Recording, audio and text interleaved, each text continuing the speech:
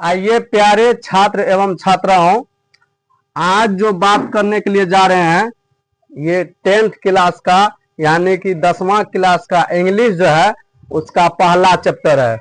यहाँ आप लोग को देखना है, चैप्टर का नाम है द पेस फॉर लिविंग।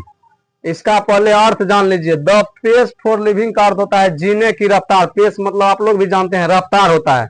अब फॉर लिविंग, लिविंग मतलब होता है जीने की, रहना साथ साथ। तो जीने की रफ्तार, इसका अर्थ ये हुआ कि जीने का रफ्तार। तो आजकल आदमी को बताया गया है कि कैसे जिंदगी जिया जाता है। आजकल आप लोग जानते हैं कि जिंदगी आजकल जो भी फास्ट नहीं जिएगा ना, उसका तो निश्चित है उसको माइनस में जाना, कर्ज में डूबा रहता है वह आदमी। ऐसा कर्ज में डूब जाता है कि उसको बाहर निकलने का कोई मौका नहीं मिलता है।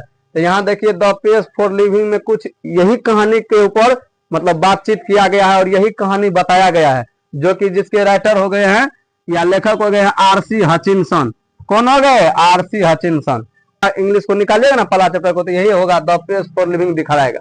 तो चलिए बात शुरू करते हैं और कहानी शुरू करते हैं कि कहानी क्या है द पेस फॉर लिविंग का, इसमें क्या क्या बताया गया है। तो चलिए बात शुरू होता है डबलिन शहर से। कहां से शुरू होता है? सबसे पहले ये बात जान लीजिए, आरसी हचिनसन साहब जो है ना, ये गए हैं नाटक देखने के लिए, मतलब घूमने के लिए गए थे शहर। तो डबलिन शहर में नाटक देखे थे। कहा ना कि मधेपुरा जिला है ना, इसमें सिंहेश्वर जो स्थान है नामी है ना, तो सिंहेश्वर को अभी सभी आदमी जानते हैं। उसी प्रकार से डबलिन शहर में एक जगह का नाम था आयरिश टाउन। ये छोटा मतलब टाउन टाइप का, शहर टाइप का था। वहीं पे नाटक हो रहा था, जिसमें नाटक देखे। कौन नाटक देखे थे? आरसी हचिनसन साहब। तो देखिए नाटक में होता क्या है। नाटक शुरू होता है एक कॉर्न मर्चेंट से, अनाज व्यापारी। कॉर्न मर्चेंट मतलब क्या होता है बताइए? अनाज व्यापारी। अनाज व्यापारी से ये कहानी शुरू होता है। अनाज व्यापारी टेंशन में है, ऐसे समझ लीजिए ना, दुखी है, बहुत दुखी है। काहे दुखी है अनाज व्यापारी, ये समझ लीजिए। तो अनाज व्यापारी जो है ना दुखी है, इसीलिए वे मकई आप लोग जानते हैं ना, आजकल मकई होता है, मकई का भुट्टा बेचता है। कौन बेचता है? वही अनाज व्यापारी।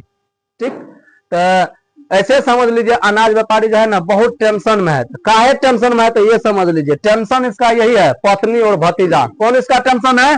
Corn merchant. ऐसे समझ लीजिए, इसमें लिखा होगा चैप्टर में इल्डरली कॉर्न मर्चेंट। कौन कॉर्न मर्चेंट? इल्डरली। इल्डरली मीन्स होता है बुजुर्ग, बुजुर्ग टाइप का आदमी जिसका दाढ़ी मुझ पक गया है, उसको कहता है इल्डरली। बुजुर्ग टाइप का आदमी है जो मतलब ये मकई का भुट्टा बेचने वाला काम करता है, यानी कि अनाज व्यापारी है। और इसका पत्नी जो है ये एक हॉलीडे पे लिखा रहेगा, ऑब्जेक्टिव में आएगा। एक हॉलीडे पे कितना डॉलर मांगता है? $10। कितना एक जानते हैं? एक हॉलीडे होता है 8 दिन में एक दिन छुट्टी होता है, तो एक दिन छुट्टी पे वो मांगता है $10 उसका पत्नी। कौन चीज के लिए? उड़ाने के लिए, ऐसो आराम करने के लिए। बहुत सारी महिलाएं हैं, अपने समाज में भी होगा, जो पति को कुछ बीत जाए लेकिन पत्नी का उसको असर नहीं पड़ता है, प्रभाव नहीं पड़ता है। हमको ये चाहिए तो चाहिए, ये चाहिए ही, यही सम बात है। ये सम बात उसका पत्नी नहीं समझ रही है। साथ में उसका भतीजा का जो कहानी है, आजकल आप लोग जानते हैं भतीजा ये क्या करता है? ये चीटिंग करता है उससे। चीटिंग मतलब होता है, बताइए आप लोग, चोरी करना होता है। ये क्या करता है? ये कभी कल भतीजा उसका दुकान पे जाता है। किसके दुकान पे? एल्डरली कॉर्न मर्चेंट के दुकान पे, जहां मतलब ये मकई का भुट्टा का काम करता है। तो यहाँ जो जाता है इसका भतीजा, तो क्या करता है? पैसा चुरा लेता है, या तो झूठ बोल देता है कि दीजिए ना हमको, ये काम है, ये काम है। कोई काम नहीं करता है, ये चुरा चुरा करके पैसा मतलब उड़ाते रहता है, कुछ से कुछ खाते रहता है, गुटखा शराब सब कुछ करता है ये लड़का भतीजा। इसीलिए टेंशन में है एल्डरली कॉर्न मर्चेंट कि हमारा जिंदगी कैसे चले। एल्डरली कॉर्न मर्चेंट कैसा सोचने वाला आदमी है? स्लो सोचने वाला है, स्लो थिंकर आएगा ऑब्जेक्टिव में। कैसा थिंकर है? तो स्लो थिंकर है। इसका रफ्तार जो है, मतलब जिस हिसाब से उसका खर्चा हो रहा है परिवार में, उस हिसाब से पैसा कमाई नहीं हो रहा है। कौन नहीं कमाई कर रहा है? Elderly corn merchant. और मतलब पैसा खर्च हो रहा है अनाप शनाप। तो समझिए ये था कहानी। अब दूसरे पार्ट में जाते हैं। कॉर्न मर्चेंट समझते हैं कि एरोप्लेन, एरोप्लेन आप लोग देखे हैं ना, जिसको हवाई जहाज कहते हैं। 1000 किलोमीटर प्रति घंटा। क्या बताया गया है हवाई जहाज के बारे में? 1000 किलोमीटर प्रति घंटा से हवाई जहाज उड़ता है। तो हवाई जहाज जो उड़ता है तो इसको याद आता है किसको? कि मतलब एल्डरली कॉर्न मर्चेंट को किया है यार। अरे यार ये 1000 किलोमीटर प्रति घंटा के रफ्तार से चलता है, ये कैसा मतलब वाहन है, ये कैसा मतलब सवारी है, ये समझ रहा है। और इसमें बात बताया गया है एक तो कार के बारे में। किसके बारे में? कार के बारे में सोच रहा है। कौन सोच रहा है? यही इल्डरली कोन मर्चेंट, अगर हमारे पास किसी दूसरे का कार है, वो हमारा कार नहीं, ये नहीं बताया। आप लोग जानते हैं अगर गाड़ी कोई मांग लेगा ना, अपना गाड़ी नहीं दूसरे का गाड़ी रहेगा ना, तो उसको पूरा एक्सीलेटर खत्म कर देगा दूसरे का गाड़ी। अब बेसी तो जानवे करते हैं दहेजवा गाड़ी का, तो वो कोई कौन हाल करता है दुल्हा साहब, वो तो जानवे करता है, वो कहीं जाकर के मुंह कान चुरा लेता है, पूरा एक्सीलेटर खत्म कर देगा वो। ठीक, तो बात यही है कि कार के बारे में बताया गया ना, ये कार एल्डरली कोन मर्चेंट से कह रहे हैं कि अगर हमको दूसरे का कार दिया जाए चलाने के लिए, तो कितना किलोमीटर प्रति घंटा चलाएंगे? 90 किलोमीटर प्रति घंटा ऑब्जेक्टिव में आ जाएगा। एल्डरली कोन मर्चेंट सोच रहा है कि अगर दूसरे का कार हमको मिल जाए ना, तो हम कितना स्पीड से चलाएंगे? 90 किलोमीटर प्रति घंटा। हाँ, जब और सोचिए, और इसका प्लान क्या है देखिए, कहाँ खाना, रात का जो खाना खाना चाहता है, कहाँ खाना चाहता है? ये लंदन में। कहा ये चाहता है कि हमारा रात का जो भोजन हो ना, कहाँ पे हो? लंदन में। और दोपहर का जो भोजन हो तो वो कहाँ हो? न्यूयॉर्क में। कहाँ पे हो? ये जितना सारांश बताएंगे ना, ऑब्जेक्टिव आपको बाहर का भी नहीं पूछेगा।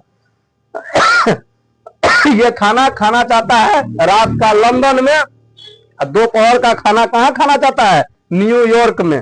कौन? ये एल्डरली कोन, यही सोच रहा है, इसके दिमाग में यही सोच चल रहा है। आगे सुनिए, दूसरे पार्ट में क्या बताया है कि यही आरसी हचिंसन साहब जो है ना, फिल्म देखने के लिए गए थे। क्या देखने के लिए गए थे? फिल्म। आप लोग देखते होंगे हॉल वगैरह में फिल्म देखे होंगे, तो फिल्म देखने के लिए गए थे। उसमें फिल्म में 3 लड़की थी। कितना लड़की थी? 3 लड़की।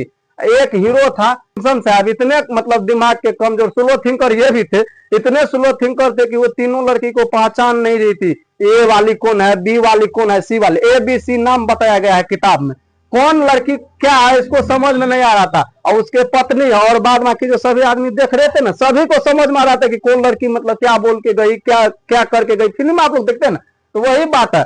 तो इसमें जो ये बात समझ नहीं रहा था कि कौन लड़की, एक ही लड़की है कि मतलब 3 प्रकार की लड़की है, अलग अलग लड़की है। तो यही बात सोच रहे हैं आरसी हचिंसन साहब। तो उसका पत्नी कहती है आरसी हचिंसन साहब के, इतना आपका स्लो दिमाग काम करेगा तो जिंदगी आप कैसे जी पाएंगे? यही सब बात बता। 3 लड़की है, तीनों जान रहे हैं कि तीनों एक बारी बारी सा रहा है, आप कहते हैं एक ही लड़की है, आप समझ नहीं पा रहे। तो यही सब बात जो बताया गया, इसका पत्नी बताती है आरसी हचिंसन साहब के। वहीं पे आरसी हचिंसन साहब कहे कि भाई हमारा जो मतलब थिंकर है ना, कैसा थिंकर है? स्लो थिंकर हम इतना भी नहीं समझ पाए, सब आदमी समझ गया, हॉल का पूरा हॉल में जो सिनेमा चल रहा है, हम नहीं समझ पाए।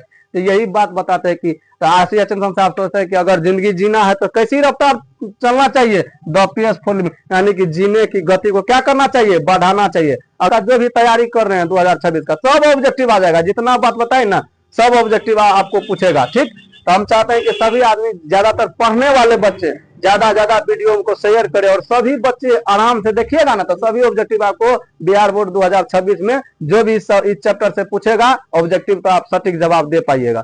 तब तक के लिए जय हिंद, जय भारत।